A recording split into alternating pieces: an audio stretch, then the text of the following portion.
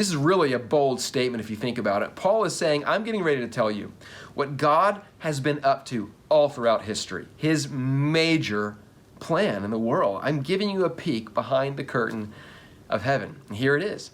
God has always been working towards the goal of bringing unity to everything in heaven and on earth under Jesus Christ.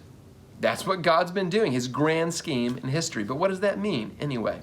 Well, the Greek word to bring unity to can mean to reconcile, as in a relationship. It can mean to bring back together. But I really like this definition best from a New Testament scholar named F.F. Bruce.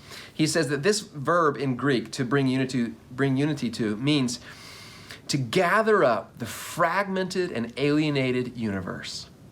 I love that, to gather up the fragmented and alienated universe. That is what God is up to. It means that God cares about the broken natural creation that groans for healing, the environment. It means that God cares about the broken relationships in people's lives. It means that God cares about the petty fights in communities and in nations. And it means that what God is doing in Jesus is one day going to culminate with everything being healed, with every relationship being restored, with everything in all the universe being gathered up in Jesus Christ. And it all started with, according to Paul in this letter of Ephesians, as we'll see, when Jesus did something that nobody ever thought was possible in that day or today. It started with Jesus taking people who couldn't stand being together, Jews and Gentiles, people of different racial backgrounds. They couldn't stand to be in the same room together.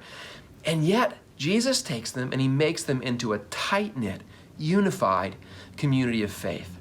If he could do that back then, he can give us unity today.